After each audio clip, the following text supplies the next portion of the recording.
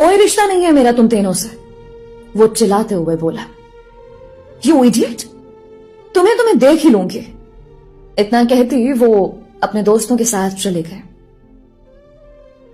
मुझे मुझे माफ कर दो नूर, तो मेरी बीवी हो, जो भी मेरा आज तक रवैया रहा माफ कर दो प्लीज।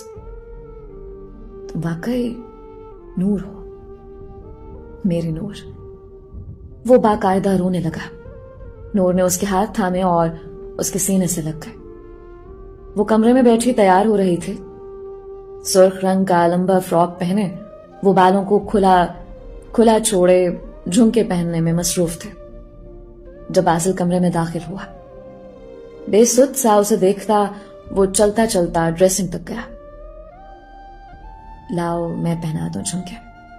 इतना कहते उसने सामने पड़ा झुमका उठाया और नरमी से उसके कानों में पहनाने लगा।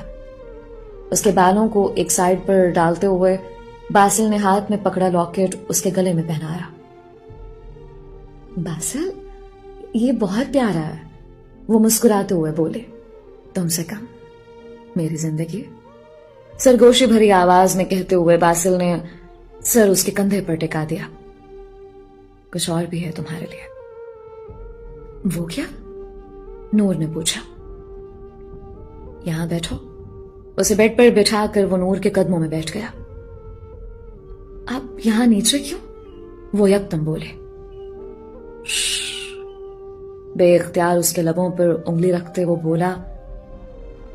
बासिल ने नूर का दायां पांव अपनी गोद में रखा और हाथ में पकड़ी पाजे बहुत नरमी से उसके पांव पर पहनाने लगा।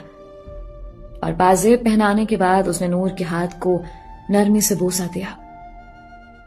नूर, तुम रोशनी हो, मेरी जिंदगी को मुकम्मल करने का शुक्रिया। आज तुम्हारा हर हक तुम्हारे नाम करता हूं। बासिल के इस अंदाज पर वो बेइख्तियार शर्माती हुई उसके सीने से लग गए। किस्मत दूर खड़े उनको देखकर मुस्कुरा रही थी और रश्क कर रहे थे। दोस्तों, ये थी बासिल और नूर की कहानी। उम्मीद करती हूं ये कहानी आपको बहुत पसंद आई होगी और उम्मीद करती हूं कि इस कहानी से आपने काफी कुछ सीखा होगा। दोस्तों, निकाह से पहले बहुत से लोग किसी और से मोहब्बत करते हैं, लेकिन खुदा ने निकाह में वो ताकत रखी है कि जब आपका लाइफ पार्टनर आपके साथ जुड़ता है तो आपको उससे बहुत मोहब्बत हो जाती है। इसलिए कभी भी अपनी बीवी को किसी दोस्त के सामने पेश मत करें, उसे किसी किस्म का कोई बदला मत लें। मिलते हैं